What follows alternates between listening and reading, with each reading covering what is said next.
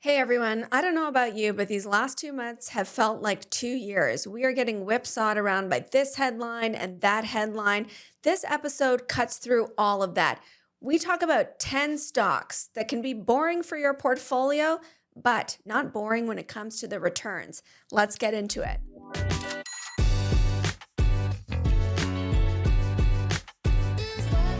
The information provided in this podcast is for informational purposes only and does not constitute financial, investment, or professional advice.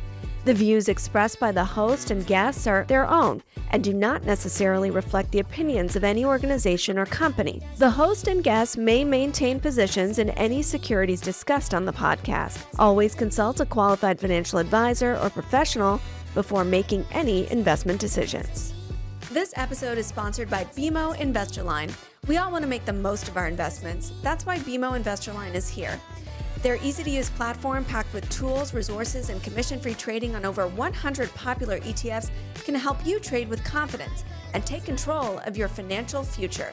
Learn more at bmo.com/online investing. I'm so thrilled to have Evan Mancer with us, President and CIO of Cardinal Capital Management. Evan is straight from Winnipeg. Now, what do you think? Are we being babies about the snow here in Toronto? Yeah, we never shut down Winnipeg for snow. So I think we've got a lot more equipment than you guys do. So yeah, it hasn't been a big issue for me anyways. Yeah, we've got a delicate constitution out here in Toronto. I can't wait to talk to you because you take a really interesting approach to stocks. But first, let's just talk about Cardinal. $4 billion in assets, right? Five. Five. Actually. Oh, Yeah, how just dare past five. I lopped off $1 billion. Okay, $5 billion in assets from Winnipeg. What's the approach? What's your guiding light when it comes to investing? So our approach is dividends, and we've really stuck to that. We look for companies that are going to grow those dividends every year. So really simple formula. If we wanted to, shoot for an over 10% return, is if you had, let's say, 3.5% dividend, and then you had growth that was 7 to 10%, and you didn't overpay. So that's where the value part of it comes in. We think we've got a good shot at that 10% growth. All of our companies pay a dividend. They all grow, and clients often ask, what type of companies are those that you have confidence that they're going to grow in the future? And that's the quality part of it. So we're looking for companies that are in industries that have made it through tough times before. So you think of the Canadian banks, the rails. In the U.S., we've got healthcare companies and industrial and consumer. But those are sort of the types of industries and companies we're looking for. And the simple formula. So that's interesting because, and we're going to talk about specifics when we dip into the mailbag because we have a lot of questions. But when I hear dividends, I think, all right, your utilities, your telcos, your pipelines, and maybe that's there too. But it sounds like you're not taking that traditional dividend hugging approach. There's another layer. What's that other layer? Yeah, the other layer is really growth. So we get asked that in the portfolio, if we've got, let's say, in our core Canada, U.S. international portfolio, we've got a little over 40 companies.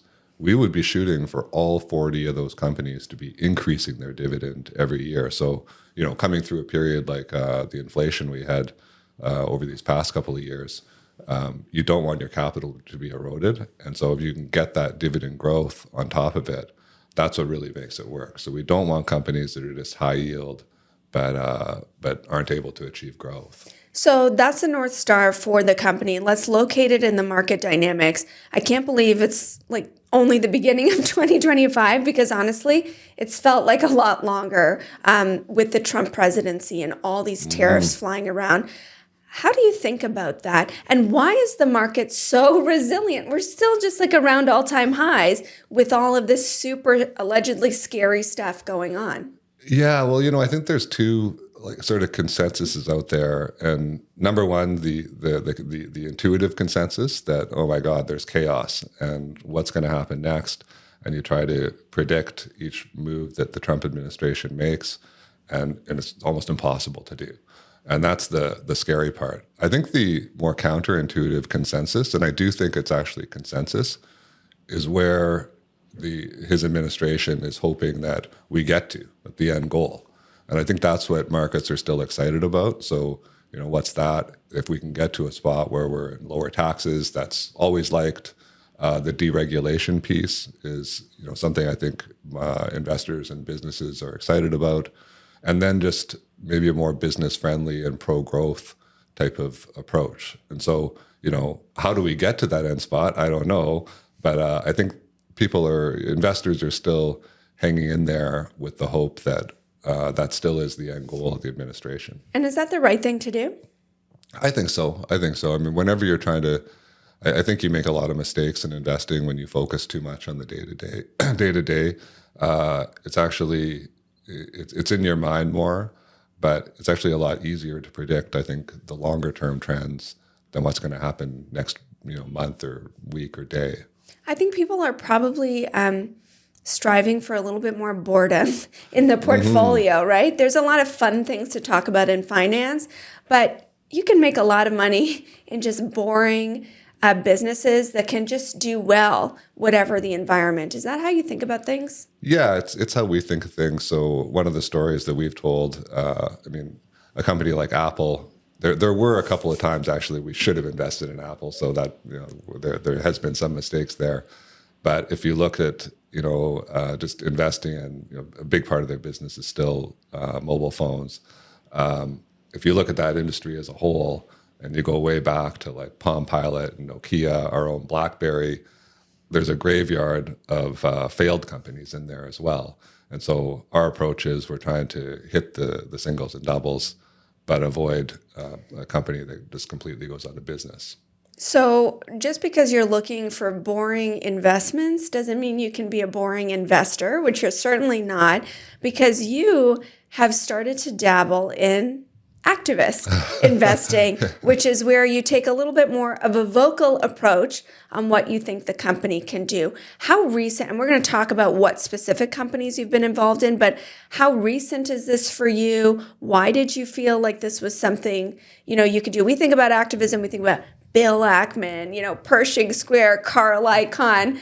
No offense, but is a Winnipeg company something that comes straight to mind? How did you think about getting into that? And I wouldn't say we weren't the lead activist. Or it was Gildan that was really our traditional approach was more to vote with our feet if we thought that we didn't like what was going on with management. But it was a really strange situation with that company. You had they were the 800-pound gorilla of the apparel manufacturing business. They had a great CEO management team. Glenn Chamandy had done a great job with the company. At the time, they were building out a major expansion. And it looked like there was basically a personality conflict with him and certain members, maybe all of the board, and they let him go and brought in someone new who we met with. I won't say we didn't know him too well, but certainly we wanted this successful founder who was still engaged and excited to be running the company. So was this your kind of first campaign, Gildan? And so so we were phoning other investors. We spoke with the CEO, and then a company called Browning West kind of led the charge, and we got behind that. So we did.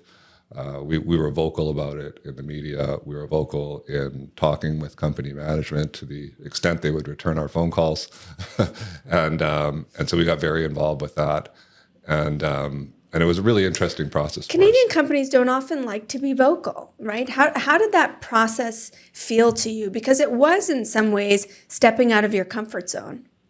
Yeah, it was, because as I say, we would normally probably have just sold the company. Yeah. But in this case, we thought there was a very strong chance that we could get the CEO back in, especially after speaking with some of the other top shareholders who shared our views. A lot of times these proxy battles are very tightly contested. In our view, I think when I go back and look at it, just with the shareholders that had come out publicly with their views, it maybe represented maybe 25-30% of the shareholders, but it was like 95% for getting the CEO back in. And if you think of like a voting, like an electoral college ballot, and you've got even a slight lead for one candidate after 30% of the votes are in, it's like 99% they're going to win. So we figured, well, if everyone sticks with what they said, we'll probably win. And our hope in that process was it would just get resolved quickly and the board would overturn its mistake on their own. But they kind of went right down to the wire. So it was definitely an interesting process, and I could definitely see us doing it again. I don't know if we would go so far as to be the lead in a process like that, though. All right, well, that segues us perfectly into the mailbag. So let's get into some of these questions.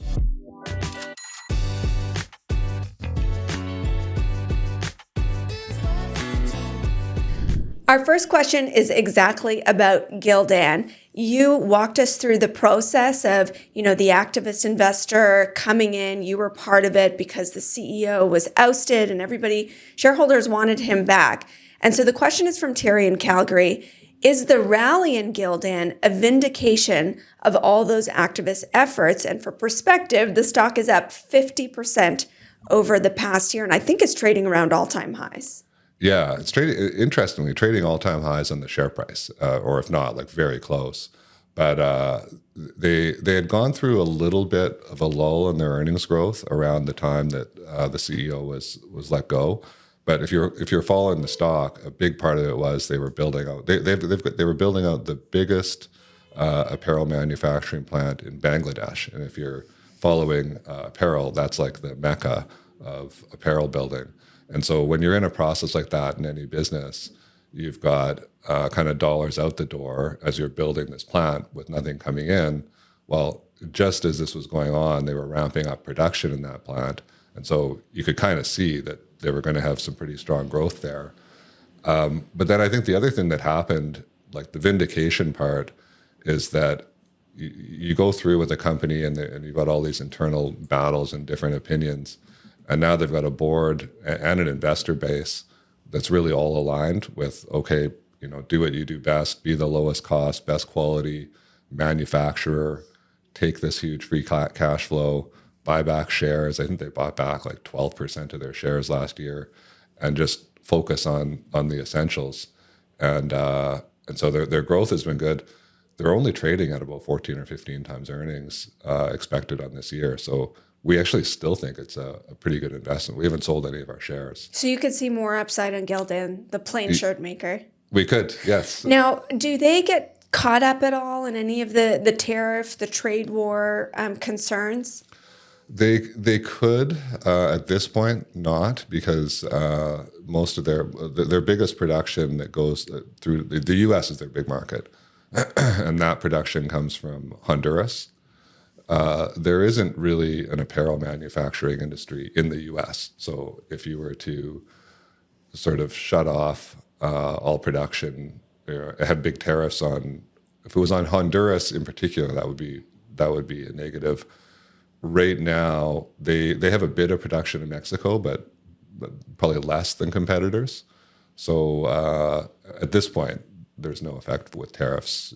Although, again, the day-to-day chaos is hard to predict. And so it sounds like it would be a material negative if that were to come to fruition. Would you be prepared to ride it out? I think we'd be prepared to ride it out, because it would be one of those situations where it would hit all competitors equally. So probably you would just see it on the price of the apparel that you're buying, that if a Gildan t-shirt is $6 or $8 to the manufacturer, then it goes to $10. Everyone pays $2 or $3, $4 more on those basic shirts, but I don't think it hits one company more than the other. And Gildan has certainly outperformed a lot of those apparel makers. Let's take our second question. It's also about activism. Would you follow an activist into Air products? This one's coming from Monica in Aurora. And I remember it was Bill Ackman, how many years ago, that was an activist in Air products. I feel like this one needs a big backstory. Yes. What is Air products and what's its history with activism? Yeah, so we owned Air products actually, and we still do. So I think maybe the activists followed us into it. But Air products. So about 10 or 12 years ago, it actually was Pershing Square that installed the current, now departed, the recently departed CEO, and he was at the time maybe 70 years old. He had a good reputation as a cost cutter. He achieved that, I think, But then where things sort of got off the rails is he became a little more entrenched. Air Products moved really into green hydrogen. And, just to recap what the business is, our original appeal, like prior to this, was, it's Air Products is the company that makes money out of thin air. They've got literally, yeah. So all these industries, they need different, let's air products. Air products. Yeah, I was trying to think of a different word. But if you're making semiconductors, you need nitrogen to make semiconductors, oxygen for healthcare and hospitals. And typically there'll be, whether it's a semiconductor plant or an oil refinery, they'll need certain air products. And so Air Products will set up a big plant right beside the manufacturer or the plant. And then they'll have a 20, 30-year contract with cost plus. And so it's one of the biggest moats in the world you could find in a business, which historically is why they've always traded at a really good price. They tend to grow at GDP, plus price increase, and just very sturdy through the cycle.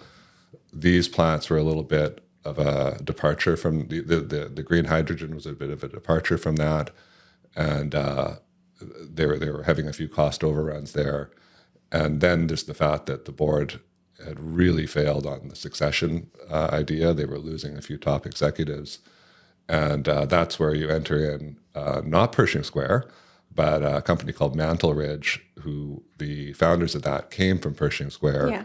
And Paul Hilal, right? Pardon? Paul Hilal, yes. Yeah. And he was involved with Bill, deeply involved in the CP rail activism. Yes, so it's just it's all connected. Yes.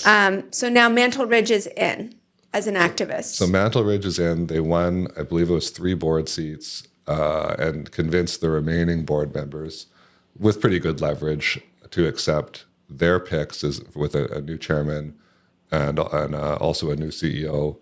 Both of them, their background was from Praxair, which was bought by Linde, and within the air products, industrial gases industry, Praxair for sure was kind of the top company in terms of efficiency. There really is right now. There's 3 or 4 companies that control the entire business globally. And so I think it's going to be a good thing for Air Products.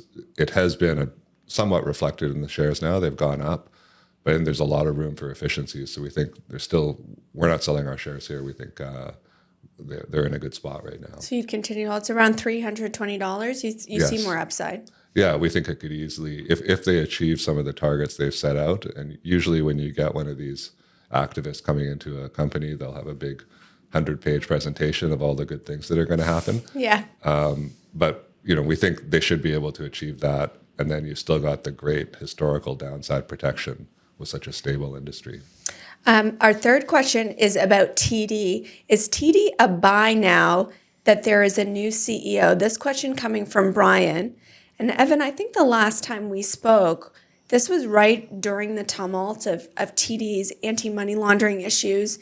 And you said you'd own this stock for how long? 20 years? 30. 30 years, and you sold it. That's how concerned you were about some of those issues. Now that we have the fines and the penalties and a new CEO, Brian wants to know, is this one that you'd take a look at? Yeah, I think, not yet. I think it was probably a good move that they sold their stake in Schwab. They got some extra cash for that. They're buying back some shares. So I don't disagree with anything the CEO is doing, probably doing a good job. I just think we've looked at, the 2 ways to look at investments. Number one, you look at the numbers and you look at the pedigree of a company. By that standard, TD, it would be a buy. But the other part of it is you look at the culture and the people and try to get inside management's head. And I think that's where we're more challenged. TD wants to get through this as fast as they can, for sure. The regulators, though, are the ones in charge of it. They don't have that same incentive. The incentive for the regulator is, I want to make sure we uncover everything that's wrong here, and absolutely don't want to get into a spot where we've finally given them the green light that everything they're past all the problems, and then there is another problem because then that becomes the Do you think regulator's there's a fault. risk there's another problem at TD? I think there. I think anytime you go through this type of a process, I don't know that there's another problem, but I think there's a risk another problem will be found. I think any company that has an army of regulators, descend on their company, and we've looked at this at some of the U.S. banks as well. Typically, the way it works is the regulators will actually get office space in your building. So they'll be beside the head of sales and beside the CEO, but beside all the top executives. They can walk by that and be asking questions about anything. They're not just going to look at the issue at hand, the anti-money laundering. They're going to be going through emails, and if they find anything else, that's the challenge. The other challenge is, I think it is still a sales business, banking, and a lot of it, and no good company is going to tell its salespeople to cross the line.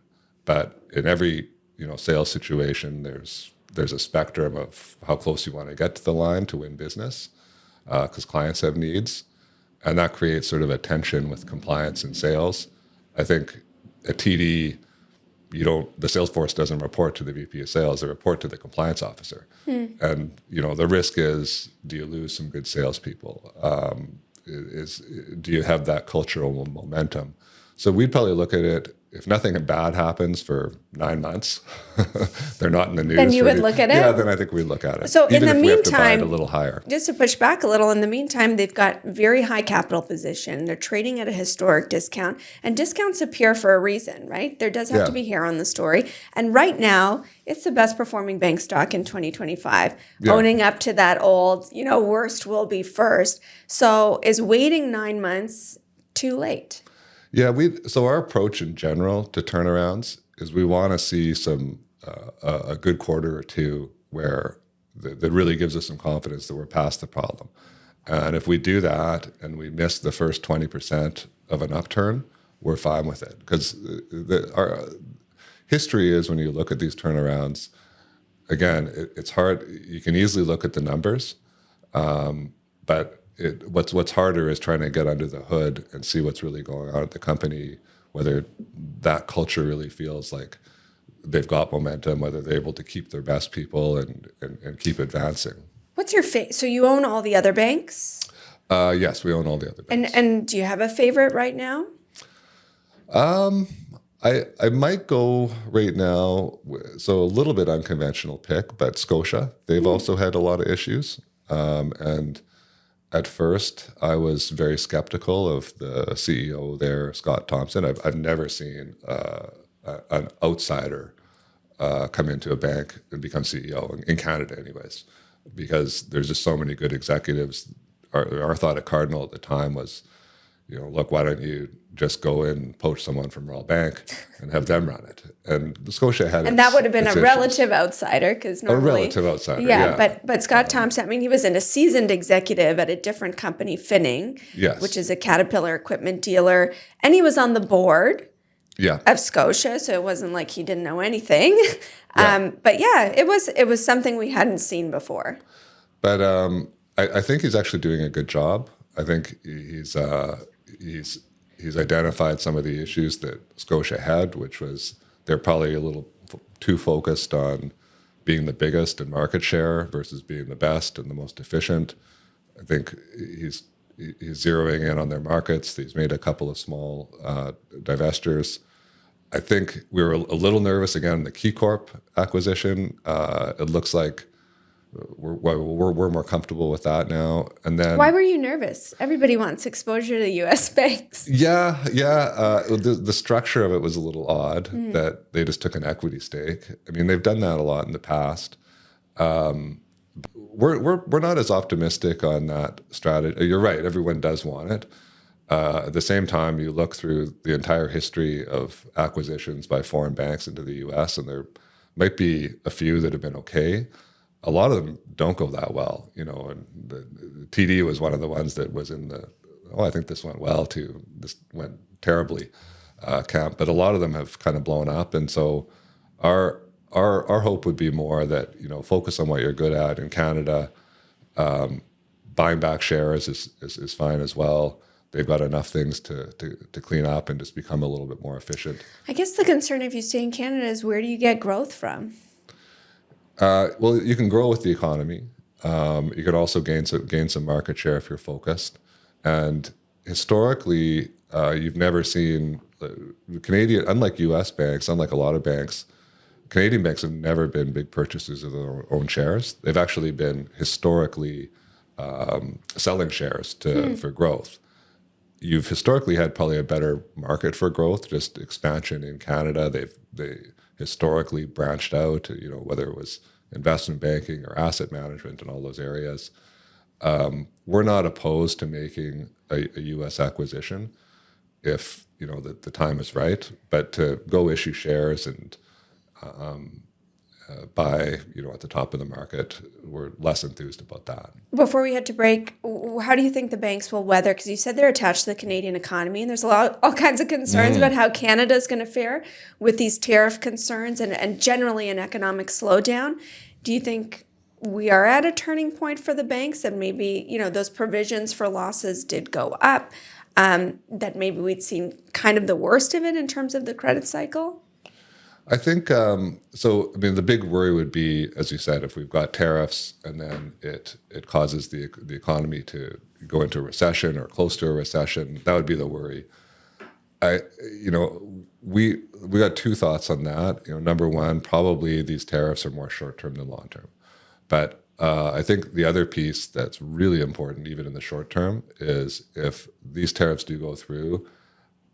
I can say the lesson we've learned from the last number of downturns is the government of Canada will print money. There will be huge unemployment programs for workers laid off. There'll be programs for companies. They'll dust off their COVID playbook. And I think from the bank's perspective, that'll be a big help, for people, the consumers, to keep paying their bills, as occurred in COVID. Yeah, and I know a lot of people are thinking about that. This is not a political show, so I won't go down that rabbit hole and what that means for our finances. But I will take a quick break. Maybe you can think about it for a second, and we'll dip back into the mailbag.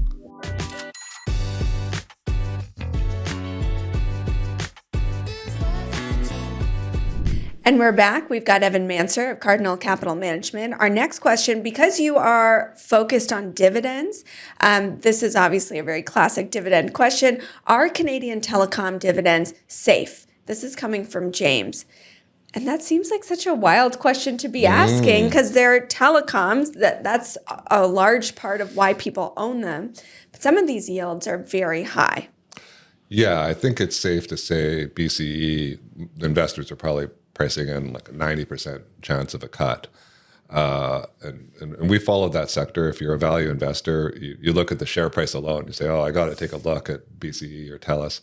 We've shied away from that sector though because you haven't had the growth as we talked about at the start of the show. I mean, 10 years of earnings, BCE has barely grown. TELUS and Rogers maybe a little bit more, but still very slow. But the issue with BCE is really they haven't been covering that dividend with their cash flows. When they sold those MLSE assets, the first part of the announcement, okay, great, now they can pay off some debt and maybe get themselves in a better spot. And then they bought that Frontier, I think it was Frontier. Ziply.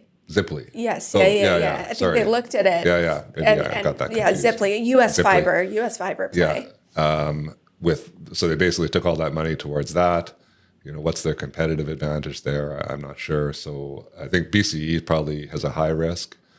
I think Rogers, I don't think is going to cut, but what are they going to do with their cash flow? They've got a ton of debt from the Shaw acquisition, so it probably all goes there. They haven't been raising it. TELUS, I think, is trying to raise it. They've been inching ahead. They want to keep that story, but they're pretty high up there too, and they're not really covering that dividend. They have been building out their fiber network, and so their story is in the next 2-3 years, CapEx will come down, and then they'll be higher than the dividend on their free cash flow. But it's a tough industry, and I think the other reason we've shied away from it is Canadian telcos is sort of the last hope for the telco industry. it used to be right around the world. It was just this great safe sector. But if you look outside Canada, I mean, definitely Europe, South America, even Australia, it's just carnage in the telecom industry. And in the Why US, is that? I mean, we're all addicted to our phones. We all use it. It's an oligopoly. They've got, control of the infrastructure. Why is it? I think there has been a bit more competition, but I think if you asked me, like, we used to invest in telcos. So if you asked me like 10, 15 years ago, what's your thesis for this telco? I was like, okay, well, it's infrastructure. If we go into recession, you're going to be really glad that we own this company, because the last thing you're going to cut is, as you say, your phone, TV, internet. I actually think now it's completely the opposite.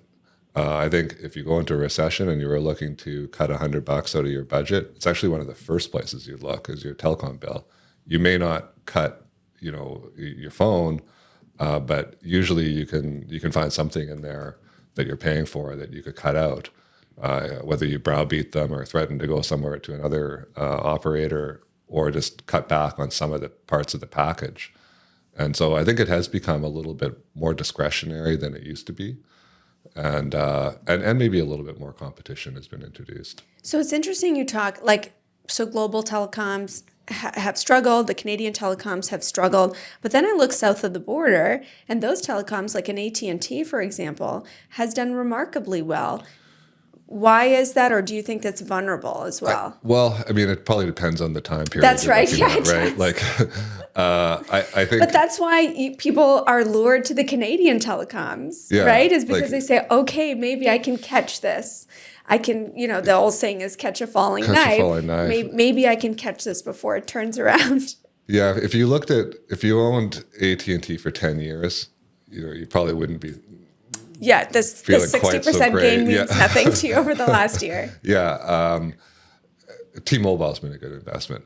But I think the south of the border example is probably a good one. If you look at a company like, let's say, Comcast, they've been growing their earnings 8-9% a year. They still trade at half the valuation of Canadian telecoms, and they've got a better balance sheet. And so, as much as Canadian telecoms have fallen, they've really gone from being expensive to maybe more 22 times earnings down to 14 or 13 to 15, depending on the company. Okay, let's get to our next question. This one is on Saputo. Is there any hope that Saputo will recover? And I'm just taking a look at it on my chart, and it looks like it is bouncing off of the lowest level almost 10 years, more than 10 years. So it has really fallen from grace. Dairy, cheese. I don't know. I think many Canadians think it's a protected industry. So I know. Why is it doing so poorly? Well, I'll give you an analogy. I think during the COVID period, we all caught COVID, right? Every company dealt with COVID. I think Saputo, maybe they caught long COVID. They got hit with a few things. I mean, number one, the businesses that they're selling to restaurants and they're selling to grocery stores. I can't remember the exact ratio. Call it half and half. But they weren't really set up to make those interchangeable. So restaurant demand dropped, grocery store went way up. They couldn't really take advantage of the grocery with their spare capacity on the restaurant side. Oh, interesting. Yeah, they also had big labor inflation in their industry that they responded to over time with automation. But then maybe the third hit that they took was, historically, the other reason you bought Saputo, it's got excellent management. It's one of the 5 or 10 companies, they announce an acquisition, the share price goes up every time. That's because of the history. But right before COVID, they went into the UK with a big acquisition there, I think in 2018. Then Australia in 2019. So they kind of levered up their balance sheet, which maybe made sense because the rationale would have been, hey, number one, we're amazing at this. Number two, cheese is not a cyclical industry, so if there's a recession, we'll be fine. But they weren't prepared, I don't think, for the COVID. I think now they're getting out of it. They've sort of figured out those markets in UK and Australia. Those are doing okay. So you would feel comfortable adding here? Yeah, I think it's time to buy. I think just like our TD conversation, we've had two, in our opinion anyways, good quarters. I think the U.S. is back on track. They've changed their manufacturing there so that they are more interchangeable. They've also done what they've done in the past. They've just built bigger plants that are more efficient. I remember going to visit a Saputo plant, and you had one side of the plant where you had all these really fit workers, and they're loading these 50-pound boxes of cheese onto a crate going to a truck or a train. I couldn't tell. Then the other side of the plant, you had this sort of octopus-looking machine, and it was grabbing the boxes and stacking them up at like 3 times the speed. And I could only imagine there's some cost benefit where you look at the upfront cost of the machine versus the labor hours. But as the labor hours go up, you go to more automation. But I think, they've cut those costs. There's been a few positives with the milk cheese formula as well. So I think they are fully in recovery mode, and yet you still get them at a pretty good price. And their balance sheet is in good shape again, which has taken a while. That's the long COVID piece. All right, well, maybe finally shaking off those woes. Our next question is actually about healthcare. How nervous should pharma investors be about RFK Jr., Robert F. Kennedy Jr., becoming health secretary in the U.S.? He is a self-proclaimed, this is coming from Rory, he's a self-proclaimed proclaimed vaccine critic. And these pharmacy stocks, particularly vaccine makers, have been under pressure. Yeah, and we've looked at that because we own a few pharma companies. We own AbbVie and Merck. Merck has vaccines, less so with AbbVie. But I think we're trying to parse what he's saying there. I think he's come out against vaccines. Part of what he has said is that there should be more transparency on it, and maybe he's got a point there. Not to get political, as you say, but if you go back to the COVID period, I think the vaccines were a huge achievement for the industry. At the same time, when you went to get your shot, any other drug you would get, you'd pull out a little folded piece of paper in the box, and it would tell you all the ways that it was, all the 100 things that was going to go wrong. And we never really heard that with the vaccine. So maybe he's pushing at that. I think he has come out against some vaccines as well. I think there's some worries that because of his trial lawyer background, he's more towards that side of it. But overall, I think the industry actually is happier now than they were with the last administration. I think there's always a regular push to cut healthcare costs, especially in the U.S. And usually when that happens, you get this huge finger-pointing exercise between the different parts of the industry, between pharma, hospitals, PBMs, and insurers. And it looks like, our thought is they're actually looking a little more at the insurers and PBMs now than traditionally. The pharma seems to be an easier target. So we're hoping it's a positive. So then you'd stay away from a United Health, a Humana. Yes. Those are the insurers. Circle back to Merck, because it's trading at the lowest level since 2022. So this would be a potential buy the dip opportunity. Is that just Merck? Because we've also heard from Moderna, who has been run over as a vaccine maker. Demand for its vaccine is down. Pfizer, I'm a long-suffering Pfizer shareholder. On a relative basis, are you buying all of those, or does Merck stand out against those others? We like Merck here. I think it's been they've got their big vaccine is Gardasil for HPV prevention. Wasn't there a problem with those sales? Didn't they warn something was going on in China? Only China. Only China. Good everywhere else. I think in China, they don't cover the cost of the vaccine, and there's been some economic issues in China. So it's probably an easy thing to put off. Long term, people are still going to get those vaccines, is our opinion. So we like Merck for that. It's really cheap right now. They've got Keytruda. It's not the biggest drug that and Humira, the two biggest drugs in the world. It's coming off patent in, I think, 2028. So that's coming up. Historically, you don't do that well in pharma right before a patent. I think that patent will come, the revenues will come off more slowly than normal, though. It is a biologic, and so there's some protection there. What does Keytruda treat? Cancer. Cancer. Yeah, Okay. and then there's been a history in that with Keytruda, like it's the leading drug, and so every new cancer drug wants to pair with Keytruda. So I think they've got some opportunities to maybe pick up some smaller drug companies. To me, the big risk, and we're really crossing our fingers this doesn't happen, is that Merck goes down the path of saying, okay, over time we're going to lose 25, 30 billion in revenues. Let's go buy a huge company with 25, 30. You don't want them 30. To do that. No, we don't. I think there'll be the 4 or 5, 9 or 10 companies where that doesn't work out.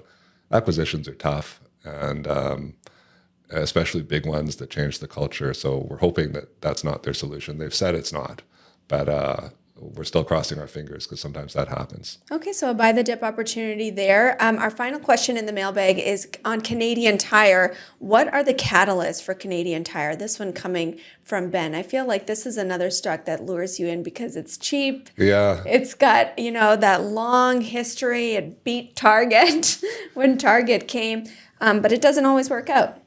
Yeah, it's struggled. Maybe it's another long COVID sufferer. They got too much inventory in the COVID period. They were a beneficiary of COVID demand. They were an essential company, and so they were really growing there. And then as demand came off for some of their items, they had too much inventory. They've been working it down ever since. So that's been part of the COVID problem. And aren't they really linked to the housing market too? Like when housing slows, you don't go to Canadian Tire as much. So you don't have a new house I always said hoses. Every time I move to a new house, I need so many new hoses. Yes. Hoses for houses. Hoses for houses, yeah. Yeah, I think that's part of it. That and discretionary spending has been hurting them. I think where they don't get enough credit, though, is there still is a lot of essentials with Canadian Tire. Auto is 25% of that business, and it's high margin, so it's probably more of the operating profit. And I think the two other pieces I think we like about it. Number one, just as a value investor, again, maybe it's just too attractive to us. We overweight that. But if you look at the sum of the parts, they were looking at selling that credit card business. That's probably worth, $6 billion right there if they were to sell the whole thing outright. They've got another, $2.5 to $3 billion of real estate with the REIT that they own, and the company is worth like 8.5 or 9 or something. So you get the retail stub for next to nothing. At some point, you hope that pays out. But we actually think it's a good management team. We didn't used to think that, but if you try to think of how many other retailers out there have successfully branched out the way they have, back to like Mark Works Warehouse and Sport Chek, Helly Hansen seemed like a crazy move. But they've made those Party work. City? Party City. I'm going to Party City all the time. Well, that's my season of life, but it is right beside the Canadian Tire, so I go to Party City all the time now. So yeah, I know. So I think a lot of investors maybe underestimate that management team. So we're willing to look through some of this, what we think is short-term weakness. And if you ever got the retail stub trading close to where U.S. auto parts companies or like a Walmart is, you'd have a huge gain in Canadian Tire. All right, so you're still hanging on. Yes. All right. All right, now it's time for Evan's Pro Picks.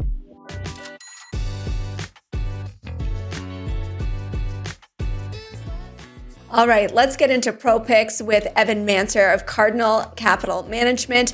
And this segment is brought to you by ATB Financial. With $62 billion in assets, ATB Financial is powering possibilities for more than 820,000 financial services clients in Alberta and beyond. ATB's capital markets arm is a full-service investment dealer. It offers investment and corporate banking, sales and trading, institutional research, and risk management. Visit atb.com/inthemoney for more information. Okay, Evan, let's get into it. Your first one is a railway, Canadian Pacific, Kansas City. And I'll admit, I've been looking at these rails too because they just seem like they are struggling. This in addition to CN Rail. Why do you feel comfortable going into these rails now, we can be confident as we want about trade war prospects, but it's still a headwind. Yeah, this is our don't worry about the tariffs pick. But, CP, I think also a lot of the things that people worry about if there is, a recession or a downturn, what can go wrong in the long term of the business, I think it scores really well there. We're going to need rails, and they are the best managed rail in the industry in North America. On the tariffs, we've talked about why we are looking through it. They obviously have exposure to Mexico. They bought Kansas City Southern. Maybe they've got the biggest exposure to Mexico of the rails and cross-border trade.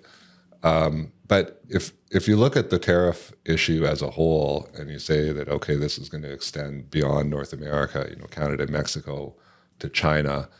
I mean, if there's bigger tariffs put on China and yet goods still have to flow, that might offset the tariffs in Mexico. And then also keep in mind that CP is not producing the goods. They're just transporting them. And our thought is that volumes probably aren't going to take a huge hit. If you're a farmer wanting to buy potash from Saskatchewan and it's coming from CP, you may end up paying more for it if there's a tariff. Are you going to put less on your field? I'm not sure that you will. So we like it for that. And then again, just the top management. If you look at their targets, they're looking to more than double earnings in 5 years.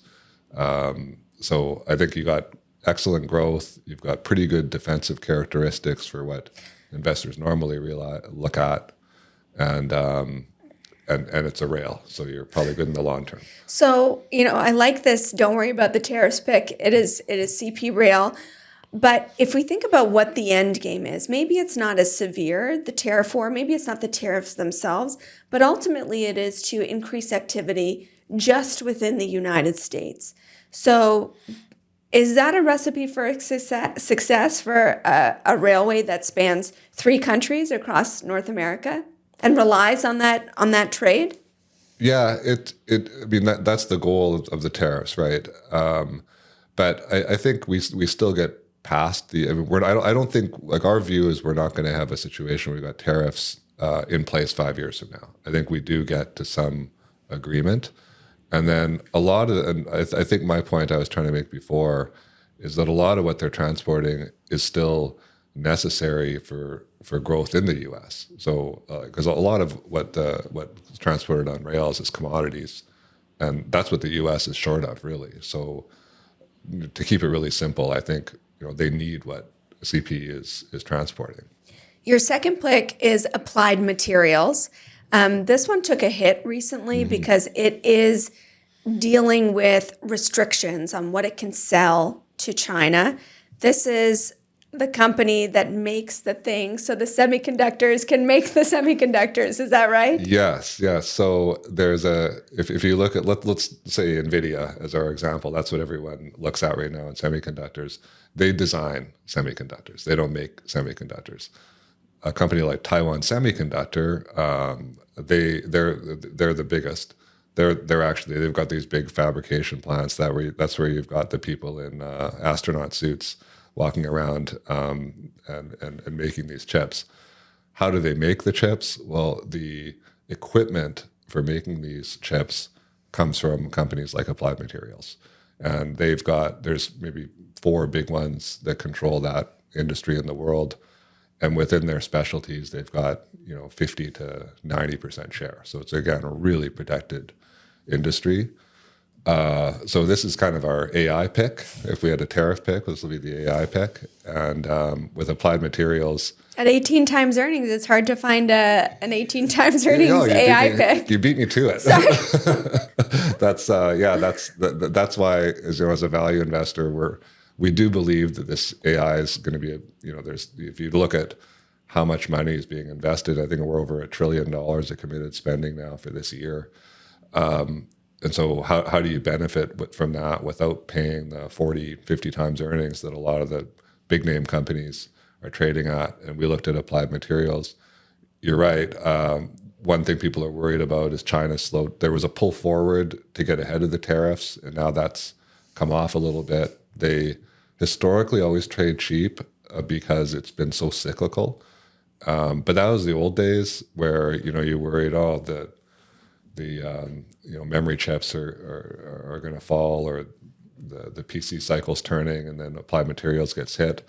We think they're way more resilient now. They're a leading edge with AI, and they got a big services business now that they didn't used to have. That's a third of the business and way more stable. So we like it. We think it should trade higher than 18 times earnings. Your third pick is United Rentals. So you've got to don't worry about the tariffs, don't worry about AI. Invest in AI through Applied Materials. What is United Rentals? This is if you don't want AI, but you want a company that grows even faster and is still cheap, then that's United Rentals. So amazingly, over these past 10 years, they've been growing earnings at over 20% a year consistently. They're one of the fastest growing companies around. And what are they? They do they rent all the equipment out for construction sites and all the buildings, which is just sort of a broad swath of building. I think the Inflation Reduction Act, with all that spending there on building, should be ultimately helpful for them. Building out these data centers will be helpful. New construction. Isn't there concern, though, about the Inflation Reduction Act? There's so much uncertainty about, how much is Trump going to modify that, or are those checks actually going to clear and come through? Yeah, and I think that's actually weighed on the stock a little bit lately, and that we're waiting to see it. I think it'll still do well because it grows along with that spending. But also the other piece is, historically, they're another one of the companies that's done an amazing job on acquisitions. So they just bought one of their biggest competitors recently, H&E. That should add to this year's growth. And it's an acquisition you like, because you're not a big acquisition guy. No, but I think it's a very scalable business. So if you think of a construction site and what are they renting out? Like a Bobcat or a back-end loader. Like, they've got all that equipment you'd think of. But then there's other things you need at the site, like a porta potty or a fence around the construction site, or all sorts of things. And so they'll make these other acquisitions in kind of adjacent competitors that offer these other services or other equipment rentals, with the idea being that the more that they can be a one-stop shop to all their clients, then just the more business they're going to take, which has been sort of the case with that company. So I think excellent management, really scalable business, and that history of growth. Even if it slows down a bit, it's still not an expensive stock. I think it's, maybe 15, 16 times earnings. All right. I love these picks. They're not the Mag 7. They're not the ones that are on the front page of the newspaper, and that's often where you can make the most money. So thank you so much. Yes, thank you. Thank you so much to Evan Mancer for joining us of Cardinal Capital Management. Make sure you tune in to our next episode. We've got Jamie Murray on the show of the Murray Wealth Group. You can submit your questions now anywhere on social media at In the Money Pod. You can email us at questions@inthemoneypod.com or submit them through our website, www.inthemoneypod.com. If you're enjoying the podcast, please give us a like, subscribe, whatever the app is telling you to do. We appreciate it so much, and we'll catch you on the next episode.